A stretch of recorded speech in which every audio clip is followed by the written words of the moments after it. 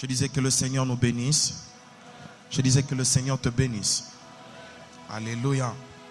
Avant d'aller plus loin, je tenais à remercier énormément le couple pastoral, papa et maman, pour leur amour, pour leur chaleur, pour leur formation à notre égard et pour cette marque de responsabilité. Je vous dis encore ce soir merci maman. Et merci à vous qui êtes là ce soir. Merci à l'ancien Jean-Marie et merci à tous les hommes de Dieu. Je prie que le Seigneur ce soir nous fasse énormément du bien. Alléluia. Je prie énormément ce soir que le Seigneur nous fasse du bien. Alors que j'étais en train de préparer ce culte hier, je crois que depuis le bureau, je crois que c'est à la maison, au bureau, je ne sais plus, mais j'ai entendu une voix clairement me dire, c'est le temps de l'Afrique. Pendant que j'étais en train de voir, je priais pour l'évangélisation, le Seigneur m'a dit que c'est le temps pour l'Afrique. Je croyais qu'un Africain pouvait dire Amen. C'est le temps de l'Afrique. C'est le temps à ce que nous puissions partir de ce lieu pour aller proclamer l'évangile. C'est le temps que par nos mains que les malades soient guéris. C'est le temps que par nous qu'on voie la gloire de Dieu.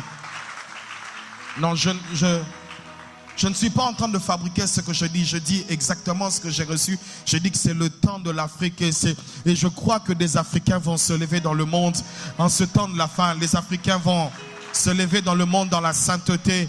Je crois qu'il y a des hommes qui vont sortir, qui vont pas seulement prêcher l'évangile. Je crois qu'il y aura aussi de grands investisseurs qui vont quitter de l'Afrique et qui vont aller investir en Europe. Je crois, mon Dieu, je crois tellement des choses grandioses qui vont arriver.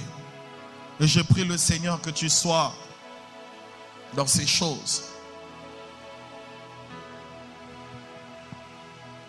Alléluia. Je suis dans Exode 33. Emmanuel, Jésus-Christ, tu ne m'abandonneras pas. Exode 33, on va se tenir debout.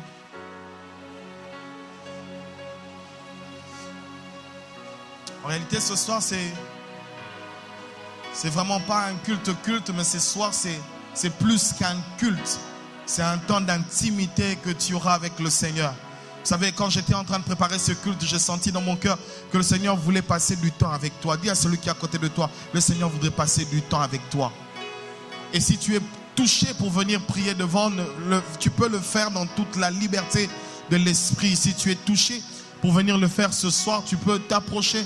Car en réalité, ton voisin ne t'apportera rien. Ce soir, la bonne nouvelle que j'ai à t'annoncer, c'est que ton voisin ne t'apportera rien, mais le Saint-Esprit qui est là va faire des grandes choses au milieu de nous.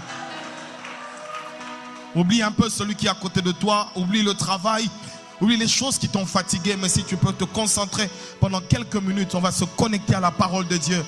Et sous l'inspiration du Saint-Esprit, je prie que Dieu nous fasse du bien. Exode 33, le verset 14, au verset 23e, la Bible dit, l'Éternel répondit, je marcherai moi-même avec toi et je te donnerai du repos. Moïse lui dit, si tu ne marches pas toi-même avec nous, ne nous fais point partir d'ici. 16. Comment serait-il donc certain que j'ai trouvé grâce à tes yeux, moi et ton peuple? Ne serait-ce pas quand tu marcheras avec nous, quand nous serons distingués, moi et ton peuple, de tous les peuples qui sont sur la face de la terre? L'Éternel dit à Moïse, je ferai ce que tu me demandes car tu as trouvé grâce à mes yeux. Je te connais par ton nom. Moïse dit, fais-moi voir ta gloire. L'Éternel répondit, je ferai passer devant toi ma bonté. Je proclamerai devant toi mon nom, le nom de l'Éternel. Je fais grâce à qui je fais grâce et miséricorde à qui je fais miséricorde. L'Éternel dit, tu ne pourras voir ma face car l'homme ne peut me voir et vivre. L'Éternel dit, voici un lieu près de moi. Tu te tiendras sur le rocher. Quand ma gloire passera, je te mettrai dans un creux du rocher. Je te couvrirai de ma main jusqu'à ce que j'aie passé. Lorsque je retournerai ma main, tu me verras par derrière. Mais ma face ne pourra être vue. Amen. Pouvons nous rasseoir. Mais ma face ne pourra être vue. Mais ma face ne pourra être vue. C'est culte. Je suis venu ce soir pour deux catégories de personnes. La première catégorie des personnes, c'est une catégorie des personnes qui ont atteint un pic spirituel, qui ont atteint une certaine dimension. Et à chaque fois qu'ils sont en train de prier, ils sont en train de sentir comme si j'ai prié mais il n'y a rien de nouveau. Je suis venu pour ces personnes qui disent, où est Dieu? Je voudrais chercher Dieu dans une autre dimension, dans une autre profondeur. Mais ils ont l'impression de chercher mais ne pas le trouver. Ils ont l'impression que Dieu est lointain, que Dieu n'est pas là. Ils ont l'impression qu'hier Dieu les avait entendus, mais aujourd'hui se retrouvant sans péché, ils n'ont pas péché, mais ils ont l'impression qu'il y a comme un mur. Et la deuxième catégorie, c'est la catégorie des personnes qui sont comme des Jacob.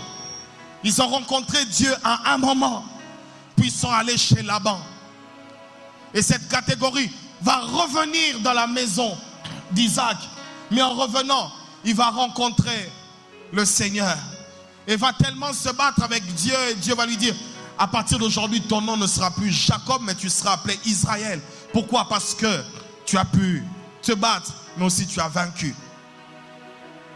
Je voudrais dire à quelqu'un ce soir, je voudrais dire de tout mon cœur, et c'en est même le thème, qu'il y a plus. Il y a plus de ce que nous avons déjà vu. Il y a déjà un plus de ce que tu as déjà touché. Au-delà de ce que tu as dans ton compte en banque, il y a des sommes que tu n'as pas encore touchées. Au-delà de ce que tu te sanctifies, il y a une dimension de sanctification que tu n'as pas encore atteinte. Au-delà de cette vie de prière, de cette vie de jeûne que tu as, mais il y a aussi cette dimension de jeûne et de prière que tu n'as pas encore atteint. Au-delà des heures de prière que tu as atteint, il y a aussi une dimension de prière que tu n'as pas encore atteint. Tu cherches Dieu, tu dis, Seigneur, comment je vais prier pour te toucher? Je me rappelle encore d'un songe que, je ne sais pas si c'était un songe ou une vision. C'est toujours hier, pendant que j'étais en train de préparer ce culte, j'ai vu comme un costume tout bleu qui était dans la taille de notre pasteur. Ce costume était déjà habillé et je l'ai vu là et j'ai dit mais je veux ce costume, et directement je me suis retrouvé en prière. Il y a des gens qui veulent des choses, ils sont fatigués de l'ancienne vie de prière, ils sont fatigués de l'ancienne vie de méditation, ils sont fatigués de la vie de jeûne, ils ont atteint un certain seuil et tu as besoin de le dépasser ce soir. Je voudrais te dire que c'est possible. C'est possible. C'est possible de vivre au-delà de ce que tu as déjà vécu. C'est possible de vivre au-delà de ce que tu as déjà vu. C'est possible de vivre au-delà de ce que tu espères et de ce que tu penses. Car tu ne connais pas tout de Dieu. Et ce qui est bien, c'est que Dieu veut aussi te donner des choses que tu n'as pas encore connues. Et cette histoire que nous avons lue ensemble, bien aimé, elle n'est pas une histoire anodine, ce n'est pas une histoire par hasard, mais c'est une histoire vraie. En réalité, cela ne commence pas par l'Exode 33, mais cela commence quand un homme rencontre Dieu dans le désert. Il a déjà fait un pas. Et dans ce pas qu'il a déjà fait, il rencontre Dieu. Il entend Dieu dans le buisson. Mais celui qui entend Dieu au travers d'un buisson qui est enflammé, jour après jour, année après année, il va s'approcher de Dieu, il va le servir. Mais il y a quelque chose qui montera toujours dans son cœur. Cela ne suffit pas que je voie Dieu au travers d'un buisson. Cela ne suffit pas que je rentre en Égypte. Cela ne suffit pas que j'accomplisse tous les miracles que je veux accomplir. Cela ne suffit pas que je sépare la mer en deux, que j'entre, que le peuple traverse comme à sec. Cela ne suffit pas que je fasse tomber la manne. Cela ne suffit pas que la caille même tombe du ciel. Cela ne suffit pas que je frappe le rocher et que le rocher sorte de l'eau. Cela ne suffit pas. Il y a plus. Quand on voit quelqu'un comme Moïse, avec toute cette expérience, toute cette intimité avec Dieu, tu as l'impression, non, Moïse, tu n'as pas besoin d'autre chose. La Bible dit même que Moïse parlait face à face, comme un ami qui parlait avec Dieu. Mais dans le cœur de Moïse, il y avait quelque chose qui bouillonnait. Il n'y a pas que ça, il n'y a pas que je n'ai pas tout vu. Même si j'ai vu sa main faire mourir des fils d'Égypte, même si j'ai vu des choses extraordinaires, même si j'ai vu des grenouilles, même si j'ai vu l'eau changer en sang, même si j'ai vu mon bâton s'échanger en serpent, je sais qu'il y a quelque chose que je n'ai pas vu et c'est son visage que je n'ai pas vu. Il y a plus. Son visage vaut mieux que tous les miracles que je puisse vivre. Son regard est plus riche que tout ce que j'ai.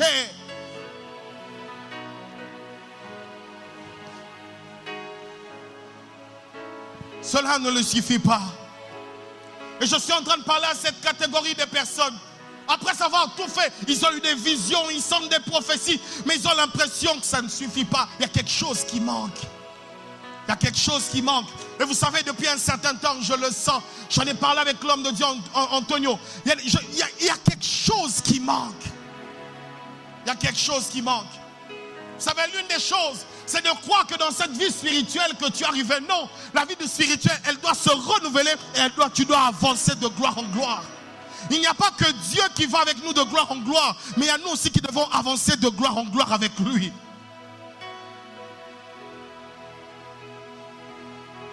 Est-ce que tu aimes cette dimension? Est-ce que tu aimes ce que tu as? Est-ce que tu aimes encore cette richesse que tu possèdes? Est-ce que tu aimes le compte en banque que tu as? Est-ce que tu aimes encore cette vie de prière, de méditation, de jeûne que tu as? Je voudrais te dire ce soir qu'il y a plus. Il y a plus. Il y a plus. Il y a plus que ce que tu vois avec tes yeux. Il y a plus que ce que tu entends avec tes oreilles. Il y a une facette de Dieu que tu n'as pas encore découvert. Et je voudrais nous dire ce soir, ne te repose pas sur ce que Dieu a déjà fait avec toi. Ne te repose pas sur le parcours, tu n'es pas encore arrivé à Canaan. Il y a plus. Il y a plus que ce que tu vis jour après jour. Il y a plus que ce que tu aspires jour après jour. Il y a plus. Il y a plus. Et des fois cet appel vient dans ton esprit, mais des fois tu résistes. Je viens réveiller ces personnes qui sentent cet appel depuis un moment. Tu sens que Dieu t'appelle à plus, mais tu es en train de rejeter ce plus parce que tu dis, je m'arrête là. Ne t'arrête pas aux visions, car au-delà de visions, il y a un homme à qui Dieu parlait face à face. Et même lui n'était pas satisfait que Dieu parle face à face avec lui. Parce que dans le face à face de Dieu avec Moïse, il lui manquait de voir la face.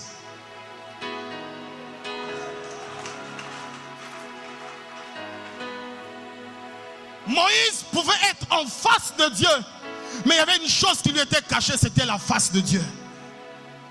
Tu peux avoir tout, même, tu peux avoir presque tout, mais manquer ce qui fait tout. Il y a des gens qui aiment camper. Restons un peu ici. Restons un peu ici. Arrêtons-nous là. Pensons au miracle d'autrefois. Si Dieu est capable de faire tomber la manne aujourd'hui, il est capable aussi de faire tomber la caille demain. Il est capable aussi par le rocher de faire sortir de l'eau. Dieu veut évoluer avec nous. Dieu n'a pas changé, mais c'est l'homme qui a changé dans son cœur. L'homme se plaît quand il se retrouve dans un certain confort. J'ai une onction, j'ai une maison, je suis marié, j'ai des enfants. Cela n'est pas tout. Cela n'est pas tout. Et ce soir, je voudrais, par l'Esprit de Dieu, inviter certaines personnes à monter à la montagne. À monter à la montagne. Car il y a des choses que Dieu voudrait faire avec toi, mais il faudrait que tu acceptes d'enlever ce vieux manteau. Ce vieux manteau qui te fait voir comme s'il y a une certitude, il y a une garantie. Non, c'est pourquoi Dieu permettra que même Joseph contorte les vêtements de ton père pour que tu ailles dans les pays d'Égypte. Car il y a certaines choses que tu ne pourras jamais apprendre si toi-même tu ne manifestes pas le désir.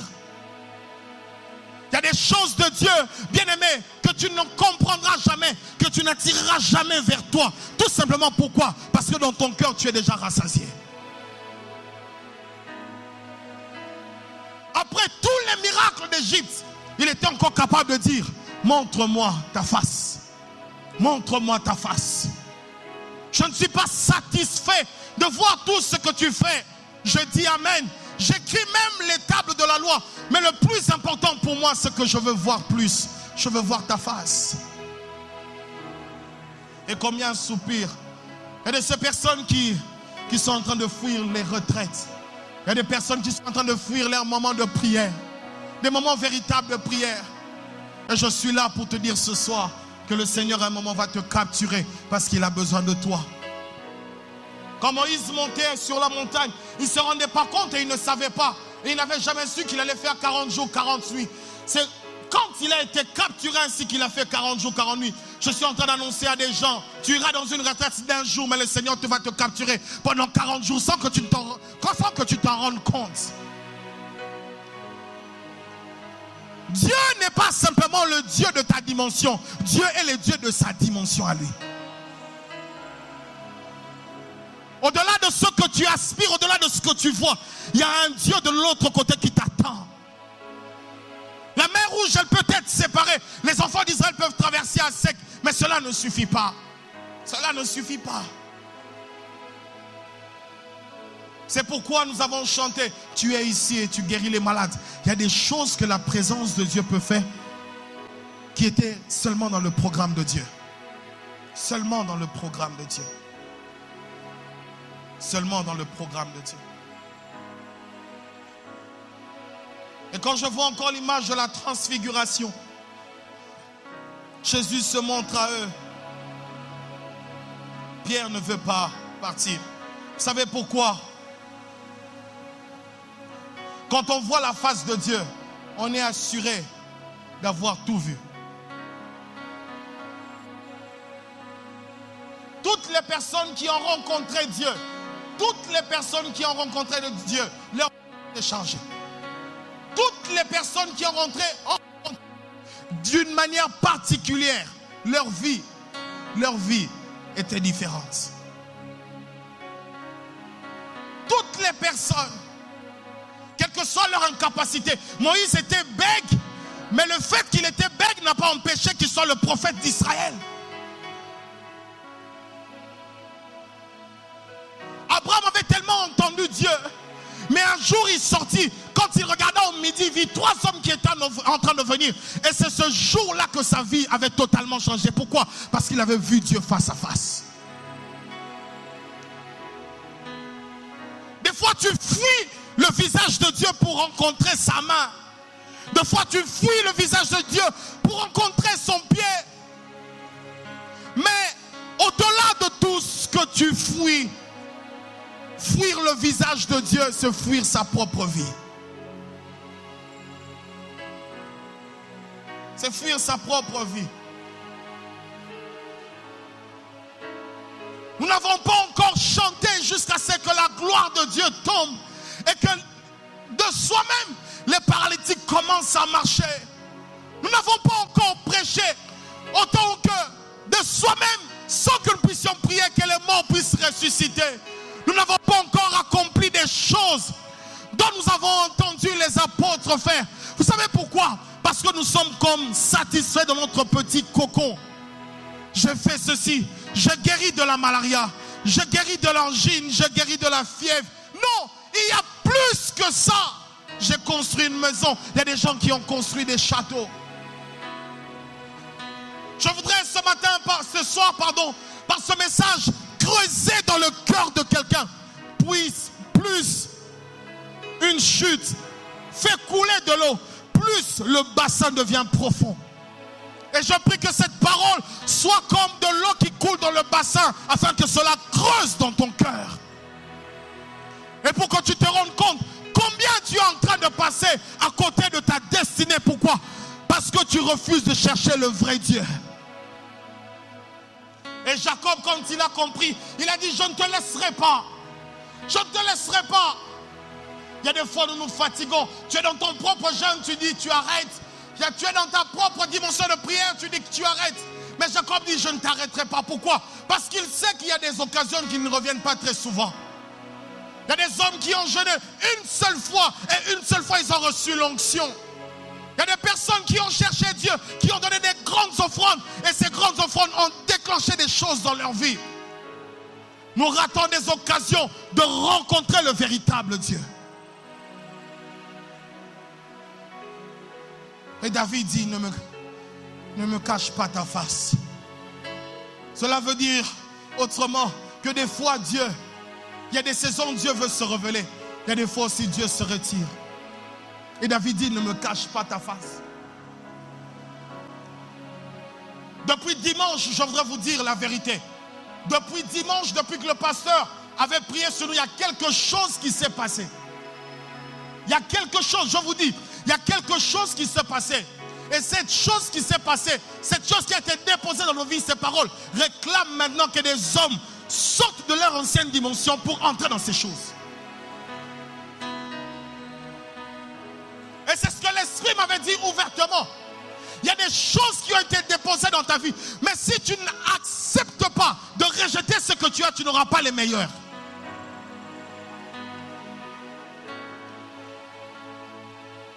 Ce culte est ainsi comme une continuité du culte du dimanche.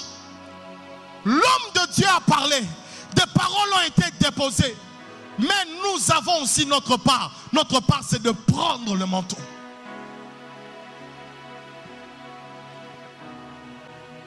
Et je voudrais inviter des hommes à chercher Dieu. À chercher Dieu comme tu ne l'as jamais cherché. À le désirer comme tu ne l'as jamais désiré.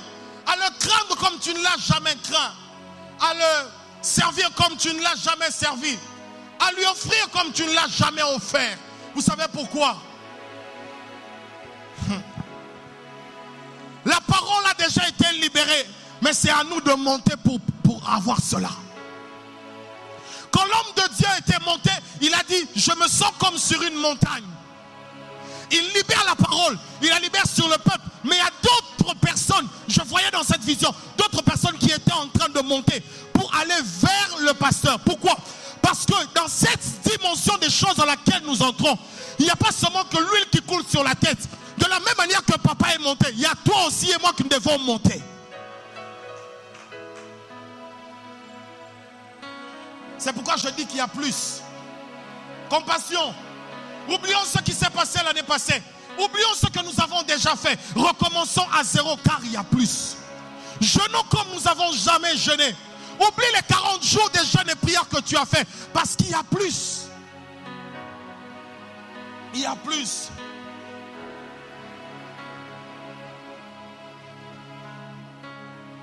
Et hier, en jeûnant toute la journée, j'ai ressenti des sensations que je n'avais jamais ressenties en une journée de jeûne et prière.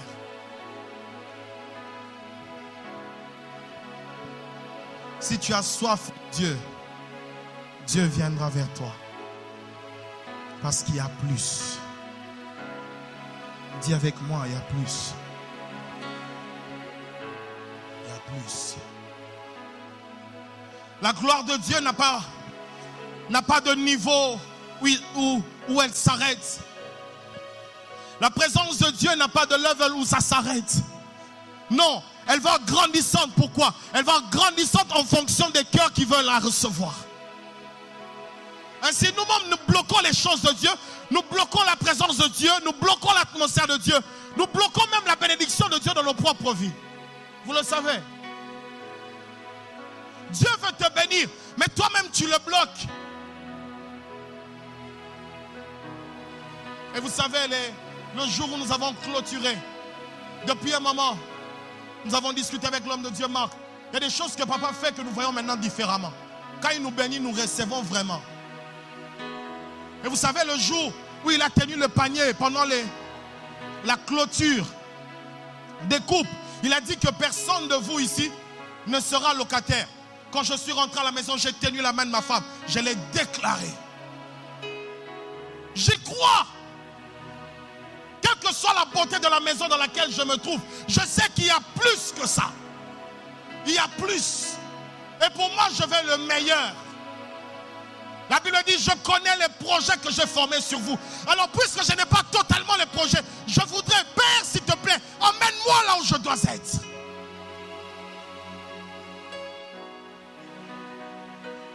Et pour cela, dans ce flot, nous devons devenir de plus en plus spirituels. Que tu sois papa, que tu sois maman, que tu sois frère ou soeur, bien-aimé, si tu ne veux pas rater cette vague de l'esprit, devenons de plus en plus spirituels. Loin de toute querelle, loin de toute inimitié, loin de tout amalgame, loin de toute dispute, loin de toute jalousie.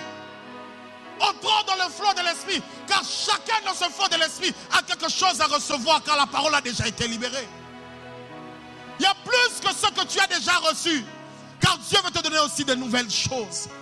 Dieu veut te donner des nouvelles choses, des nouvelles dimensions, une nouvelle façon de voir les choses, une nouvelle manière même de témoigner. Dieu veut te donner un nouveau témoignage.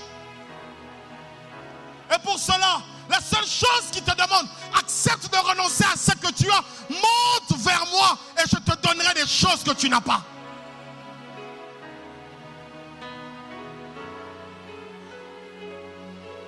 Et bien aimé, si vous n'êtes pas fatigué, je suis fatigué des anciennes choses. Je suis fatigué de l'ancienne onction. Je suis fatigué de l'ancienne vie de prière. Je suis fatigué de l'ancienne dimension. Je suis fatigué d'avoir un compte en banque petit. Je suis fatigué d'être des fois faible. Car dans le plan de Dieu, quand je me regarde, ce n'est pas encore ce que je suis. Et pour cela, je cours. L'apôtre Paul dit, je cours. Je dresse durement mon corps. Si je dois jeûner, je jeûne. Si je dois prier, je prie. Quand je dois me sanctifier, je me sanctifie. Quand je dois donner, je donne. Pourquoi? Parce que je sais que de l'autre côté, il y a un prix qui m'attend. Mais avant que je n'arrive de l'autre côté, je sais que Dieu veut faire avec moi des choses ici. Et s'il veut faire avec moi des choses ici, c'est que moi aussi je dois monter en maturité, en discipline, en consécration, en sainteté, en vie de prière, en vie de méditation, même dans la vie de mes offrandes. Je dois monter. Pourquoi? Parce que Dieu veut faire avec moi autre chose. Les Anglais disent next step. Dieu veut passer à autre chose dans ta vie et permet à Dieu de passer à autre chose. Compassion, Dieu est passé à autre chose.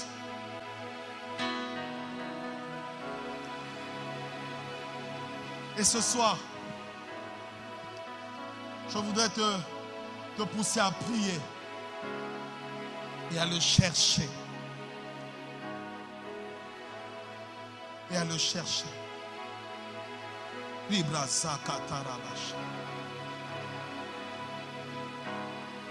Je n'ai pas de sujet de prière à te donner, car je sens dans mon cœur que Dieu veut capturer quelqu'un dans sa présence ce soir. Si Moïse ne monte pas, Israël n'aura jamais les tables. Si Élisée n'est pas sérieux, quand son père sera fait, il ne pourra pas avoir le manteau. Bien-aimé, c'est à toi de voir. Dans cette nouvelle page de l'église, c'est à toi de voir. Si tu veux monter, tu vas monter. Si tu ne veux pas monter, tu ne monteras pas. Dans les choses spirituelles, on ne triche pas. Dans les choses spirituelles, on ne triche pas. Il est possible. Car il y a plus. Il y a plus. Il y a plus. Il y a plus. Il y a plus. Et ce soir, je voudrais prier avec une catégorie de personnes qui disent, attire-moi à toi, je ne veux que toi. Je veux tout abandonner ce soir. Et je veux aller de l'autre côté. Ce soir, bien-aimé, ne te retiens pas dans la prière. Une église des fils et des filles qui veulent recevoir l'onction, la grâce d'aller. Pour prendre le manteau, la seule chose que j'ai vu l'Esprit me montrer, c'est d'être en prière. Des hommes qui refusent de prier, de payer le prix de la prière, ne prendront jamais le manteau. Et l'Esprit de Dieu m'a dit ceci: tu ne pourras jamais bénéficier de l'onction de ton Père si tu n'as pas le même mode de vie que ton Père.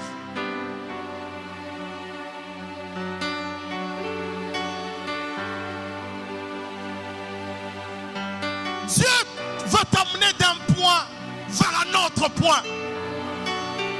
Mais ce que Dieu te demande ce soir, c'est de tout abandonner et de regarder vers lui.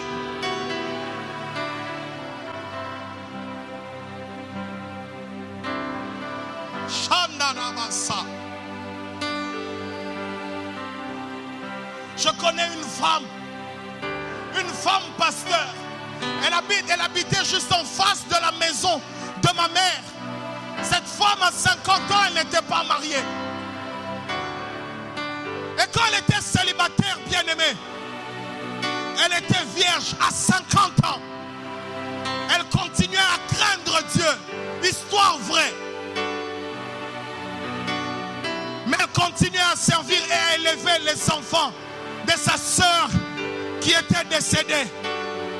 Mais plus elle avançait avec Dieu, elle ne savait pas que Dieu avait réservé des choses qui étaient grandioses. Mais un jour, un pasteur américain est venu au Congo. Dans sa congrégation, le pasteur était veuf et la femme était célibataire. Un miracle s'est passé. Cette femme a épousé l'homme de Dieu qui était venu ici. Et on avait dit non, elle s'est mariée, gloire à Dieu. Mais au moment où je vous parle, je peux vous témoigner que cette femme de 50 ans a enfanté. Parce que avec Dieu, il y a toujours plus. Avec Dieu, il y a plus. Je ne connais pas ta situation, je ne connais pas ta vie, mais je viens te présenter la porte qui te mènera. Jésus-Christ est mort et ressuscité. C'est à toi maintenant de payer le prix pour entrer dans cette dimension.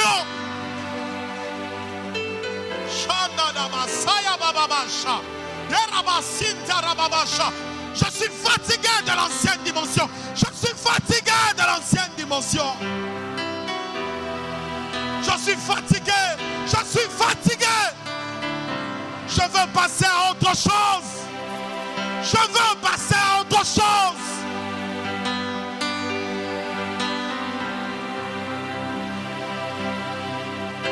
Il y a des gens dans ce pays qui ont plus de 10 000 $ de salaire mensuel. Il y a des gens dans ce pays qui peuvent prier pendant des heures et des heures. Il y a des gens dans ce pays qui prient pour les morts et les morts ressuscitent. Qui prient pour les paralytiques marchent. Qui prient pour les aveugles voient. Il y a des gens dans ce pays qui ont leurs propres entreprises. Parce qu'il y a plus, mon frère.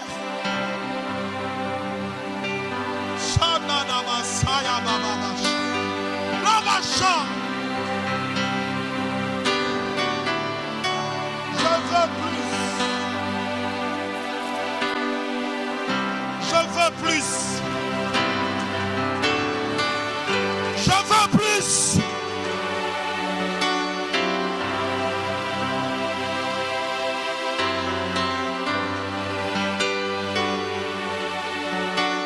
Je veux plus.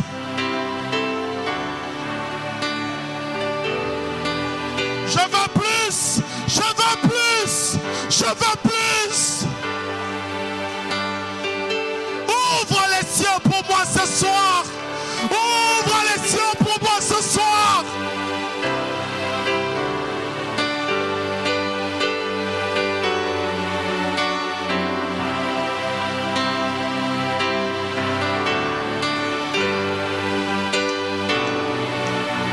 Ta compassion, il y a plus.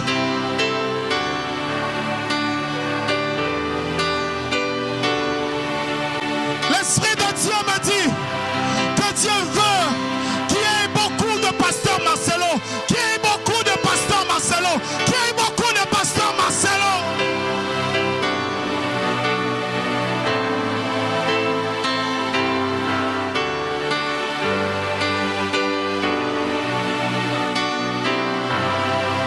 Je ne sais pas comment prier pour avoir plus. Je ne sais pas quelle porte ouvrir pour avoir plus. Mais je demande seulement, fais-moi grâce. Fais-moi grâce.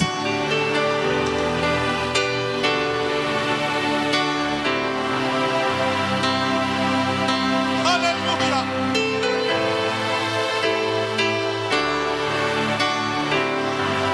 Il y a des gens qui ont une seule tête, deux mains, deux bras, qui vivent